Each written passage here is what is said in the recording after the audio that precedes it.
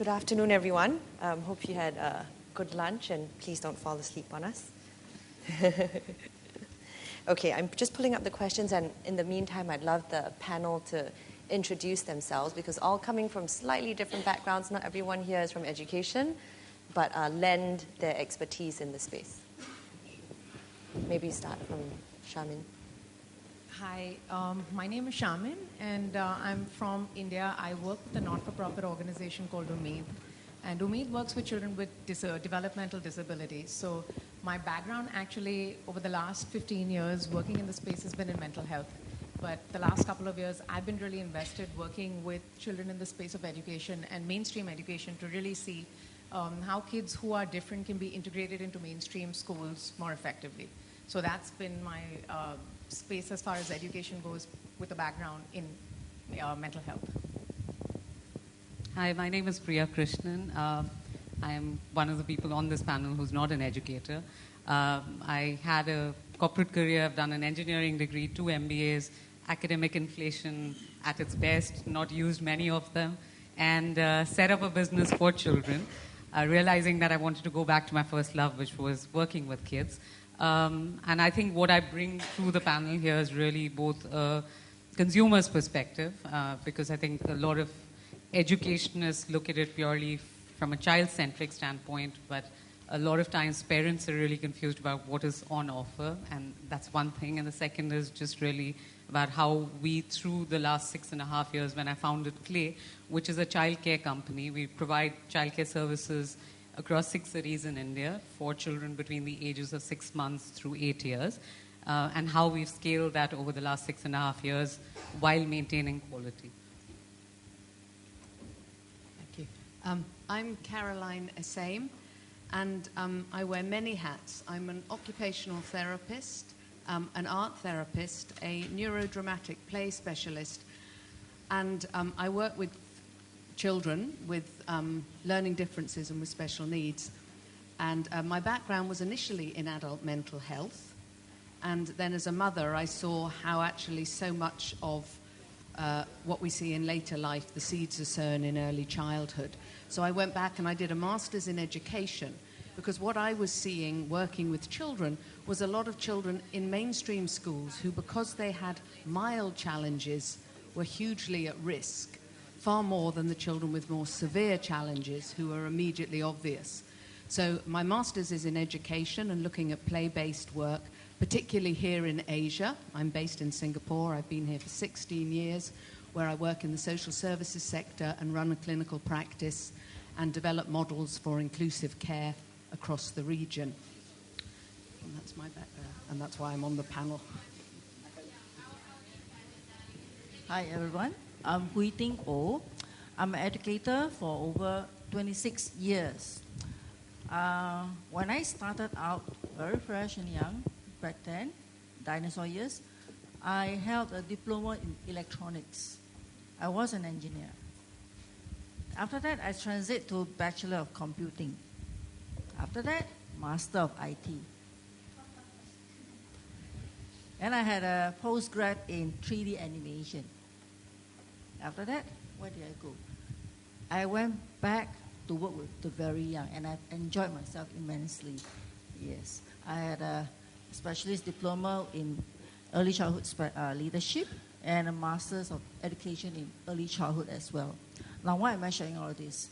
It's to actually showcase that I've been through the route, and I want to be a voice for the very young, for the infants who can't speak for themselves, and for those under the age of 6 who are still struggling and trying to speak for themselves and hoping that they can enjoy the space, their early childhood. I'm trying to protect that space. I've been working with very young children for over 12 years. Before that, I've been working with adults, lecturing in higher institutions, in military agencies. I've been around the world. I think we will start with our first focus. So we have a few interesting questions to ask the panel today and to discuss. How we decided to do this over lunch yesterday, we were discussing, is that there were 4 questions, and each of them decided to take one. Then after which we will open up questions to the floor and, add discussion points from there. So we start with the first one, which is, what are the business models that will enable educators and entrepreneurs to establish affordable, quality schools and therapy centers for unique learners? I think it was the only question I could answer, so I took the lead on this one. In terms of business models, I think if you look at the early childhood space, really there are 4 elements to the cost model. One is the cost of space that you acquire, the number of square feet you allocate per child, the cost of the teacher, and the ratio of teacher to child. And those 4 cost elements really determine the cost of service delivery to the end consumer. So in a sense, in all of this, as long as the cost of real estate and the cost of the teacher to the level that is optimal, and you're able to increase the ratios, which is to say the number of children that you can put into a classroom without disrupting learning outcomes, as well as the student-to-teacher ratio, will allow you to come up with what would be an optimal price, now, as long as we're able to play with the 4 ratios. There is also an added dimension, specifically when it comes to children who are not neurotypical. So earlier today when Jörg was talking about it, I think a lot of schools focus on the middle in terms of the fact that there is a child in the learning spectrum who's right in the middle, and let's address that child. What ends up happening is you lose out on children who have both special needs as well as gifted children, and the ratios required at those levels are much higher. So there are 2 elements. So, if you say then the ratios for these children is higher, the only thing that is going to happen is the cost of delivery goes up as a result, right? I think there are a couple of solutions that schools can explore, and it was, what Nathan spoke about earlier in terms of communities coming together. So we very actively ignore parents as a resource who can help. And I'm sure, Caroline will talk about that as well, in terms of the fact that these parents have an equally vested interest in making sure that the child succeeds. So how do you ensure that you're bringing the parent into the mix and part of the ratio so that your cost remains low? The second is, how do you work with a peer group? Because children learn really well, so if you look at how children learn, they learn from within. So there's an intrinsic part to them. They learn from their family. They learn from the school, but they also learn from their peers. So how do you make sure that the mix of kids within your classroom is such that the peers also contributing to that learning process? So inclusive schools, in my mind, if you have to ensure that children are included, including parents, and making sure that the peer group's equally vested in bringing the learning outcomes up is absolutely critical. So I would see possibly those 2. Technology, I think, is a third one, not from the perspective of introducing that for children who have these needs, but technology can definitely aid in 2 specific areas. One is, again, enabling parents to come up the curve in terms of how to support the children. So you are able to broad-base the knowledge, make parents aware of the fact that these are the sort of issues, here are the sort of symptoms, here's how you could deal with them. Second is in teacher training. I definitely think there is an opportunity for us to look at how technology can be used to make sure that an average teacher, if we're talking about lowering the cost of teachers, how do you make them skilled enough to deal with children across the learning spectrum? I'm sure you want to ask others. Does anyone want to add, from the panel, to the thoughts there? I think mentioning about the parents, and I work with a lot of parents who have differently abled children, and I know the success rate I have when parents are on board and engaged is exponential. I think but there's so many issues with children, particularly in the early childhood sector, that if you identify a child is learning differently, it's imperative that you support the parents. And I think a lot of the teachers we work with don't know how to do that, and also they shouldn't be identifying or diagnosing. So there's lots of issues we need to be really mindful of. But I think educating the parents, supporting the parents, empowering the parents for differently abled learners is imperative. We also know that parents with differently abled children have a higher incidence of divorce because the stress is exponential. So we have to support the whole system. I think it becomes really important to work systemically, and I'm sure you'd have some insight onto that as well. No, absolutely. I think, I'm going to add to that because I think it's not only the parents, but, even Nathan spoke about the fact that it's the entire community that needs to be, in some senses involved. So it has to be all the stakeholders at the same time that we're working with simultaneously. So, of course, teachers and parents are an important piece of that. But I think the missing link sometimes is working with the students themselves and, getting them to have a voice in terms of what really works. So I think it is as important to educate the kids about, differences and, build that empathy right from the start, because only then will, I think, that awareness go bottom up to parents, teachers, the management of school systems. And, I think that's equally important. So in terms of business models, are there any that you guys have seen around the world where very sort of outwardly parents and teachers, parents and other students have been incorporated into the business model for inclusive schools? So I think, I've, in fact, all of last year, I've spent a lot of time visiting several inclusive schools across India. And I think the ones that really stand out in terms of engaging in really good inclusive practices are those that involve all the stakeholders. I think schools that focus primarily only on building capacity for teachers, perhaps, of course, not to take away from the effort they're putting in, but I think it's only one part of the puzzle. So in terms of a model that works, I feel that when you're actually working with all stakeholders, it seems to result in something that just seems to be more effective. And typically for inclusive schools, are the fees more expensive? And, say, for example, if I'm a parent and I have a special needs kid and there's another parent with a, regular kid, is that regular kid paying more in school fees to support the extra, manpower needed for special needs? Not always. No, not always. I think it's, and that's, comes down to the whole business aspect of it. But there's a lot of inclusive schools that actually don't charge more money to typically developing families and kids versus children who experience disability. I think it's, again, I think if it's bred into the culture of the system, then it's just a way of functioning. It's not technically seen as a business model, even though it is. And I think that's when they're able to actually support each other in ways that make sense when it's more equitable. Great. And Priya, do you have any, is your school inclusive? We're trying to be inclusive. I wouldn't say that we've gotten there yet. Today we support children anecdotally, so if we catch the fact that a child has a speech delay or has a developmental delay, I think we work with the parents to try and see how we can support the child. We would like to get to a place where, we aren't actively telling parents that we can't accept the child because we don't have the capability to support them, and at an equitable price, right? So it isn't, I don't think either a parent who has a neurotypical child should be subsidizing or the other way around where a parent who has a child with different needs has to be paying additionally. It should be something that we're able to figure out.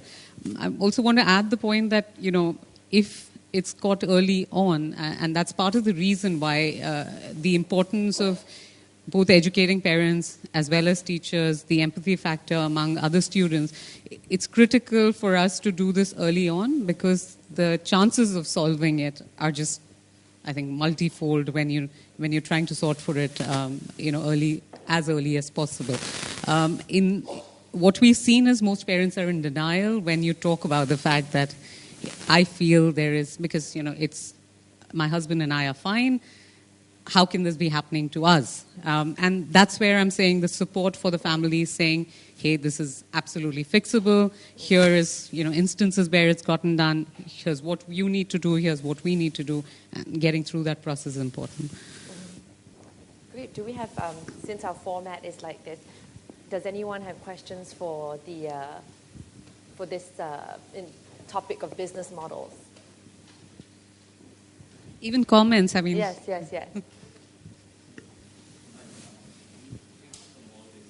Right, we give them the Maldives and we operate 13 schools across 11 islands.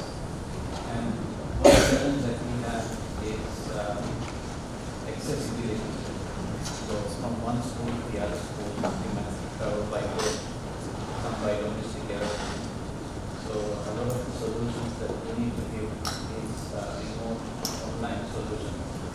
So you don't know of any case in the world, in your experience, where special education means children has been given a very effective solution on a remote basis. Is that looking at children having support? Is that looking at children having support face-to-face with children or for the adults who support them? We have a special education arm in Mali, which is the capital, but we also have 10 other locations across in very rural areas.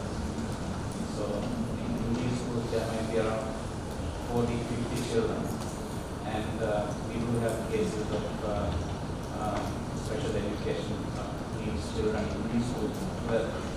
And one specific case that we have is there is a boy which is gifted in mathematics, and there is no teacher because of his energy willing to come and teach in that island. And there are not many teachers in the island as well. So we came up with an online solution, developed content, and he's in year 7, this year he graduated year 8, and he's able to study mathematics from our online resources up to grade 10. So, I mean, is there any method that you know or you come across that has been effective in your experience for such a geographical challenge location? It sounds like you're talking about online solutions providing for these children. These online solutions will address the locality. That means where the child is. But the context is that presuming the programs have been targeted and designed faithfully as to how it should be delivered, meeting the learning outcomes. Those are so-called ideal situations. I think in Australia, they face similar challenges across huge expenses. That would be a situation, I think, at least 30 years ago. They also have that kind of challenge. They addressed that somehow with online education and radio delivery. That was many years back. But now, with remote locations, villages, or even towns, so far that's the only delivery possible for the children. And I think the children will be very excited with all these programs. That will get them excited and they want to learn more. I think that is the only important objective out of this delivery. Once the children are excited, they will ask for more, and that's where the adults will try to provide for them an environment where they can have access to more programs, courses, education. I think it's a step-by-step plan. It cannot be across 1 year, 2 years. It can't. It is a systematic planning, and hopefully your government really addresses that. So actually part of the reason you see all of us hesitating, and I think the rest of them are more equipped to answer this, that the range of issues that we talk about are so wide that technology can help in some cases and it can hinder in others, right? So I think a gifted program, for example, executing that remotely might be possible. But if the child has is on the autism spectrum, it might not necessarily be the best. So there are solutions for everything. And maybe the approach I would take, and that's what we've taken in CLAY, is to say, if you're making a difference to some of those children, it is better than making no difference at all, and sort of doing it in that way. The other approach we're taking is to look at a hub and spoke method. So saying, what can we deal with capacity building at the unit level? If it is things that can be dealt with by the existing teachers by bringing them up the curve, and we're able to include a few children, that's something that we would attempt to do. And then when there are more specialized sort of needs, then letting the parents know that they have to come to a more specialist, which might be your Malay center, and asking the parents to support you, because what you're then doing is triating the problem, solving for some of it locally, but as it gets more specialized, you're taking it into a central location, if that makes sense. And I was just going to say, another one of the hats I wear, I'm a social entrepreneur, and I support a school in rural India for differently abled children. And on the ground there was very little expertise when I first arrived, so I've developed a paradigm where I train up the grassroots workers, but I also train people across Asia in this same model, and the idea is to have advisors online who are clinicians, speech therapists, OTs, special ed teachers, who can be contacted in the mother tongue. At the moment it's Malayali, but I'm looking at the whole region. So the idea is to skill up cyber experts, a grassroots model, but that can also be fed into by experts who aren't physically there. So I see some of that model could be quite interesting for your kind of setup, because sometimes you're having an issue in a classroom and the teacher knows that something's not right, but they need access to a mentor who can support them. So I can see that technology, particularly if you build an infrastructure in that kind of way, can build expertise fast. So I think there's lots of questions, lots of potential, lots of implications for how we can use technology to build capacity and support children learn. I think there's a question there. Hi. I'm just bringing this term which is quite often used to brand children. They're called slow learners. And if you look at the slow learners, there could be two possibilities. One, they are simply bored to death in the classrooms, and hence they are not learning. And the other could be that they have some learning disabilities. If you look at, I don't know whether there's a diagnostic tool which is commonly available for teachers to find out whether the children are bored or children have severe learning disabilities. That's one part. The second part is, in your experience, have you found where kids been kind of taken off from the mainstream education, counseled, and then put back into mainstream education, so as to say? I mean, are there any experience like that? So to answer the first part of your question, there are certainly tools to be able to diagnose children as slow learners or having different kinds of disability. I think the term learning disability here is being used very generically to indicate many different kinds of disability. So you could have children experiencing attention issues, which is often termed as ADHD, or you could have the generic learning disability, which is the dyslexia, dyscalculia, and the dysgraphia. So there's various different kinds, but yes, there are certain screening tools that are used to specifically identify which of these the child is experiencing. Sorry, could you repeat the second part of your question? The second part is, have you experienced your work life where children have been taken off for counseling and then a child recovers and then put back into mainstream education? Where, I mean, in the sense, they are equal in pace with other children in school. So, I mean, I'm going to challenge the word recover because I don't think there's... I'm using the word recover. Yeah, I don't think there's anything to recover from. I think it's just an experience they're going through, which is very different from perhaps the experience me and you go through. So it's just understanding them differently. But sure, and I don't think that they need to be pulled out in order to, access some sort of support like counseling. I think that is something that is now in a lot of schools offered simultaneously. And I think it does need to be. I don't think the solution is to pull them back out and say, oh, you need to be sorted and then pushed back in. I think systemically we need to support them in ways that make sense. And that is the whole point of being inclusive. By pulling them out, actually, we're going against everything we know about inclusion, which is actually excluding them to say that you don't fit in. So let's figure you out, sort you out so that you can be put back into, a niche where you should be fitting, whereas we need to actually look at systemic issues. I think, unless Caroline, you have something I was just going to say, I think echoing that often, I see a lot of children who come and see me after school because they say, okay, I think you need some support, and the schools can't support them because they don't, for lots of reasons. They need some long-term work.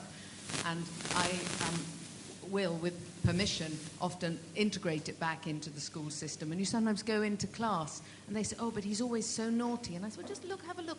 What do you think he's telling you? And he's fidgeting all the time. And I said, well, maybe if you did movement breaks every 20 minutes for the whole class, he'd stop fidgeting. And often teachers come back and say, I tried that out. He can't focus for a whole hour. children tell you things all the time. So it's supporting teachers to understand what children are telling them through their behavior.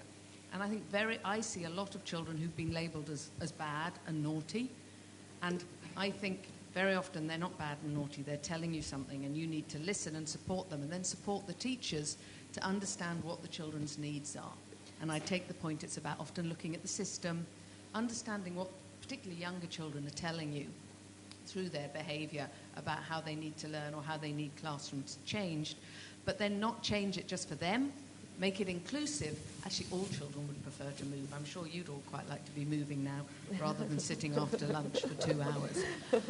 So, there are lots of really practical things that we need to look at in classrooms that help diverse learners. So do you think then, in terms of, sort of bringing it back to the question of business model, that this, in a way, bringing teachers and not like what we were talking about, not clinical experts, but people who are sort of, what was it called?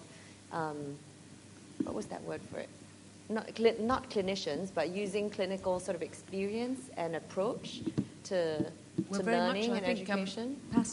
Passy mentioned yesterday, didn't he? The word clinical came up as, I think, one of clinical practice. And the reason, as a clinician, I did my master's in education, was that I realised a lot of teachers didn't understand the sort of how children process things, how we need to learn through our bodies, a lot of the early childhood development. I was very surprised, I was talking to someone earlier, when I did my master's in education and I talked about processing issues and the importance of the body, and what they call brain-based learning was one of my modules. And there wasn't a language in the whole group of very high-profile heads of international schools on my course. And I felt there's something lacking in teacher training, which probably brings on to a question we're going to talk about later, that actually clinicians can be really supportive in. And that's why I don't think every child who learns differently should have to see a therapist or a psychologist, but we should be equipping teachers to have some of those skills to support children across the spectrum. Right. Okay, so in the interest of time, we will move on to the next question. In inclusive schools, parents of neurotypical students, how do they typically react to having their children learn and socialize with special needs students? And do these parents consider inclusivity to be a beneficial approach? So like all other questions, it doesn't have a straight answer. I think it's along a spectrum. So the good news is that more and more parents are gravitating towards understanding the benefit of working and having their children in inclusive systems. Having said that, there are parents who lie somewhere in between, who are sort of indifferent to that, and then parents who don't agree with it.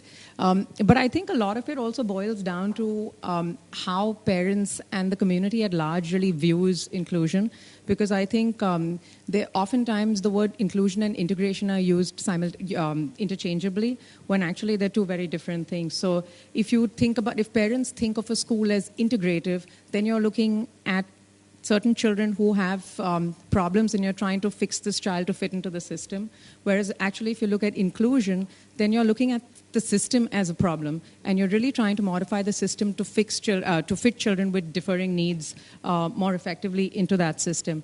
And I think once parents start viewing it as inclusion versus integration, they then tend to see a benefit versus then looking at it as, my kids are doing the other kids a favor. I think a lot of the parents who are on the other end of the spectrum who don't actually see that benefit, see it more in terms of, I'm doing this child a favor by having him in our system, whereas this entire group actually views it as beneficial because, like, someone spoke about earlier, you're developing skills like empathy, like the need to be more accepting of diversity, like, the importance of understanding that every individual has their own strengths and challenges and being able to accept and work with that rather than trying to change each individual. So I think it's really about building awareness about inclusion and the benefits. And, when we go to educators and funders, they'll say, but it doesn't really, why should I focus on the 10 or 20% of children who experience difficulty in the classroom versus the 80% who don't?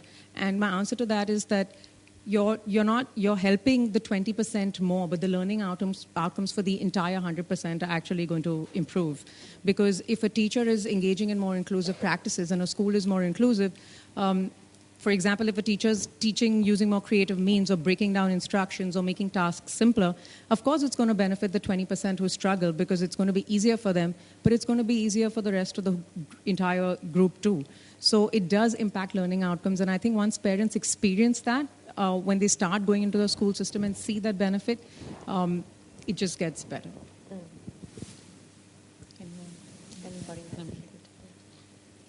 Allow me to share on the local context, meaning from Singapore's view.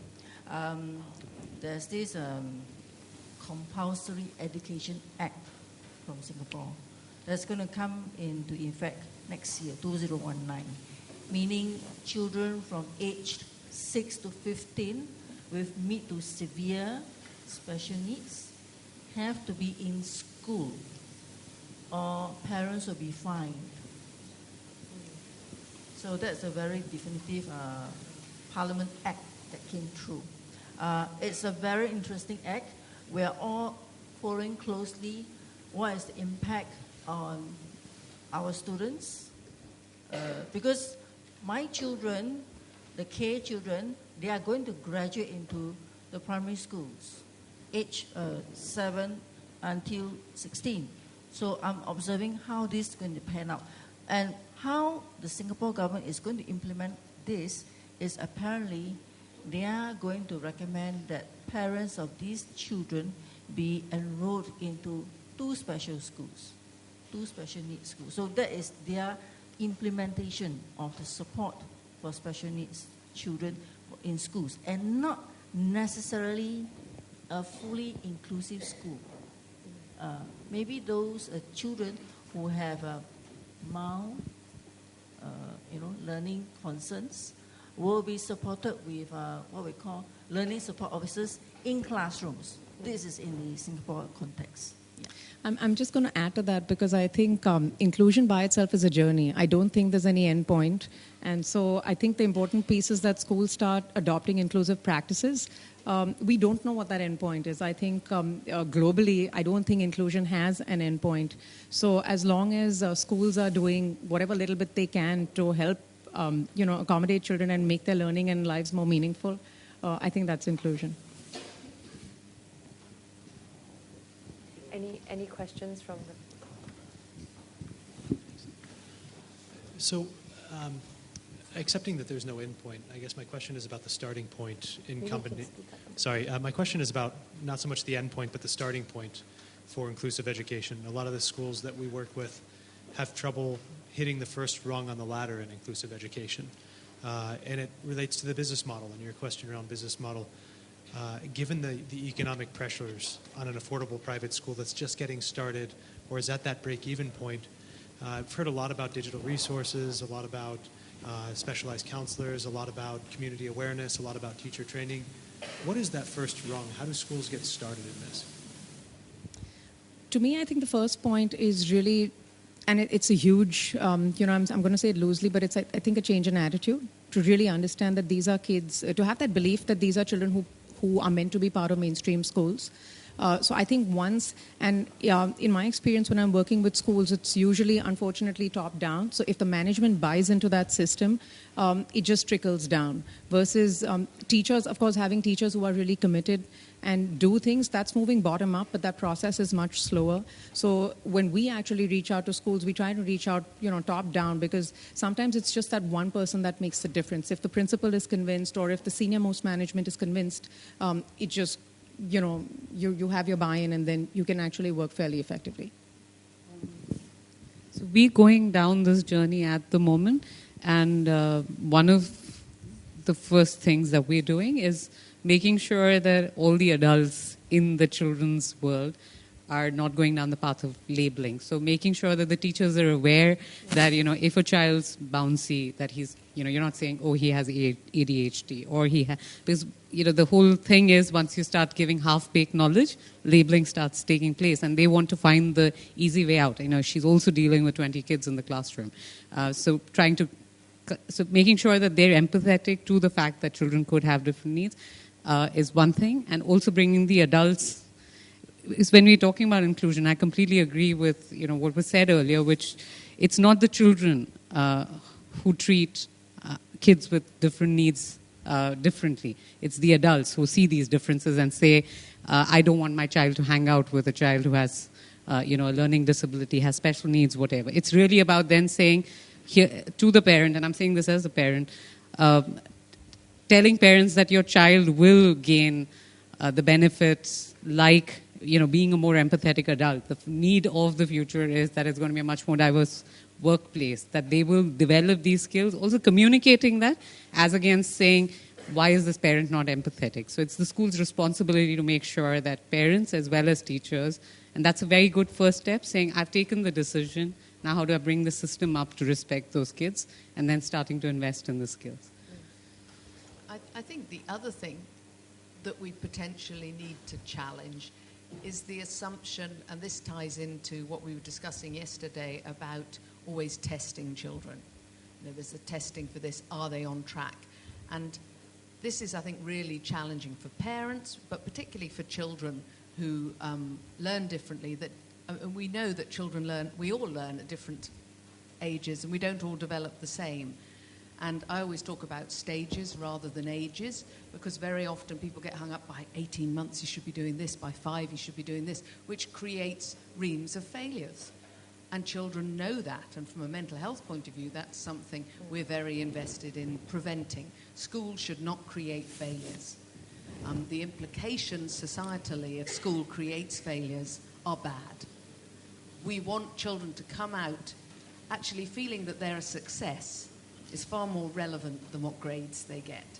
And I think we actually need to challenge educational establishments to stop boxing children, to stop over-testing children, and to stop thinking about at an age you have to have a certain development, but actually understand the diverse ways in which children develop and the different stages, and maybe think of mixed, not only mixed ability classes, but mixed age classes, because then we actually challenge so many of the assumptions that we've held dear that are harming a high percentage of children. In order to have enough time for everybody to answer their question, Hwei Ting, can you tell us about what you feel about technology, given your background? Yes. Do you think it should be used in the classrooms, by the teachers, by the kids? How do you feel about that? Having a background in technology, mainly really technology, I work with semiconductors, they're really mechanical kind, to designing web portals, but that was dinosaur years ago in the 90s to the early 2000s for high institutions, military agencies. So presenting and providing online learning to adults at that point, and then going to work with very young children and seeing how do we allow technology to interact with children, I would say judiciously, meaning we must meet a particular learning objective. Do I really need that technology in the classroom for children? Why am I saying that? Because essentially, our little humans, I work with infants to adults. Our little humans, they develop according to a biological clock. So by age 6 months, they can achieve certain milestones, typically. And their senses are developing, meaning what? Eyesight. They can only see so far at a certain age. And they can hear, developing their hearing as well, to be how acute for certain sounds, and to speak, especially rolling their tongue across certain syllables. And also, smell. All these are important to us in our work with very young children. And to have technology come in, I need technology to help me in certain ways, and not to take away the development of very young children. And they have a very short space, only 6 years, preschoolers, before they hit the K-12. So I treasure the time that children take to develop. And for technology to work with very young children, for typical children and atypical children with other needs, like I mentioned, We need only specific time. And I think the previous panel, Dr. Yok mentioned that his personal preference is, under 6, play, or maybe only 20 minutes a day. I fully concur with that. So for our classrooms, we have technological things, but only specific times, specific objectives. So, and why am I saying that?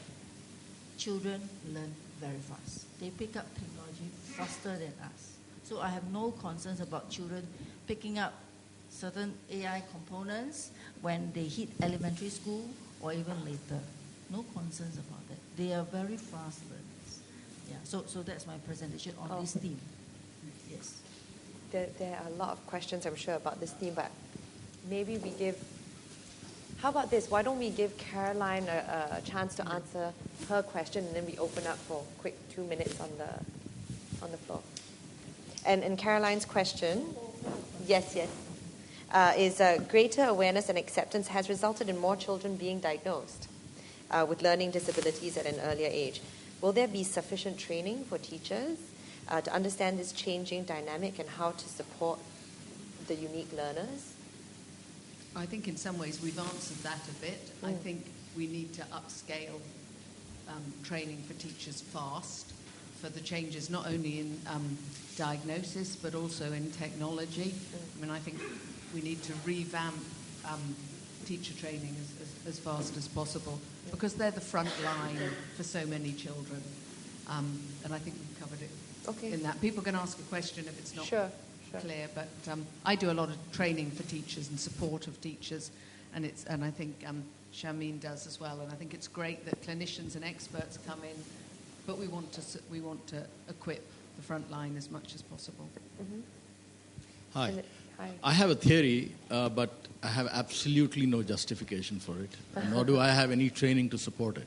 But I feel that for kids for 0 to 6, rather than technology, I think grass, cow dung, soil, trees, and, that is much more important. Thank you. Than all of this other stuff. Your theory is spot on. Yeah. Your intuition is right. Trust it, celebrate it, and promote it. I do, particularly the cow dung part. The experts say you can. Okay, just a very quick add-on to your insight. Now, as humans, how have we evolved? Technology, don't need to talk about it. It's over-talked. How have we evolved? Any of our functions changed? Yeah, absolutely. Yeah. I can only share on certain points for the very young ones. And it really saddens me. Okay, only one thing make me, Across 20 years, if you look back, the average height of very young children at age 4, 5, and 6 have gone up at least 10 cm. I'm telling you. And the weight has also gone up. This is one of the ecological, biological evolution I've seen in children across 20 years. And I think that's, wow, is it something in the milk powder or in the breast milk that makes this change? We have seen it. We have measured the children dutifully every half year. And this is what we have seen. Now, that's very amazing. Another very sad fact. Okay, now, Singapore is well known. We have one of the highest myopia rates in the world. Meaning what? Most of our children are what? Nearsighted, at least, at a very young age. And I can really concur with that. It's very sad. Why am I saying that? Back in 2008, we have a yearly eye checks for our very young children at age 4, mandatory by our Ministry of Health. Back in 2008, 10 years back, I have just only a few stacks of letters to send out to parents. Dear parents, please bring your child to the Ministry of Health for final diagnosis on the eyesight, because we find we can't diagnose too much. And then after that visit, the child came back with what? Thick glasses at age 4. That was back in 2008. Now, present year, 10 years later, it has grown into 2 stacks at age 4. And it has become a combination of nearsightedness and long-sightedness. Can you imagine? It is a very true fact. I feel very sad for the children and parents. Just one more point on those lines. I'm told that there is a school, there are a few of them in the Bay Area and in California, where there's absolutely no technology. In fact, technology is banned.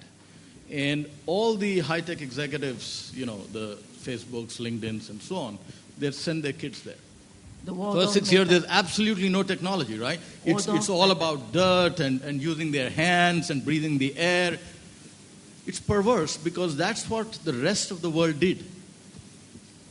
Now, they are being pushed on to technology, and the folks who can afford, the folks who created the technology, they are sending their kids back to Yes. Yeah? Yes, in fact, for my own... something to think about. I support and I agree. For my own two boys, I ban technology. Can I add one more thing to that? As an occupational therapist, I work a lot with something called sensory integration. It's how children learn through all their senses. And what's interesting, what we see here, particularly in urban areas, and I work in rural India as well, so the comparison is quite interesting, that we have a lot of children who have vestibular and proprioception issues in urban areas because they always walk on concrete. We don't walk on uneven surfaces in Singapore. How many Singaporean children have climbed trees? How many of them have played in the mud? Very few. And yet in rural India, I work with children with profound disabilities, and I don't see the same level of vestibular sensory issues unless they have cerebral palsy, because they're having to navigate the potholes and rough surfaces all the time. So we know that we're changing the sensory environment. And I think that's why often children, they're sitting, they don't have a lot of core strength because they're not always learning to balance. And so we need to look in education at the multisensory learning we're doing because we are changing it. And if we're going to be responsible educators, we need to bear the whole human system in mind. Okay, and with that, time's up. I have a nice sign there that tells me that. One last thought of mine is, as a parent, I'm always on my device. So my kid sees me and then I say, well, I'm working. So either in future she won't work or she won't use the phone. There's just been an initiative I saw from the Lego Foundation about encouraging parents to put their phones away. I know, I'm so guilty of that. Thank you very much, everybody. Thank you.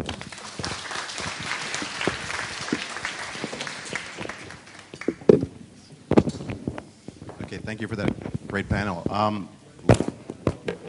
Last break before our last panel. Let's make it count. So 20 minutes. Please get back in your seats. 20 minutes. No ish. 20 minutes.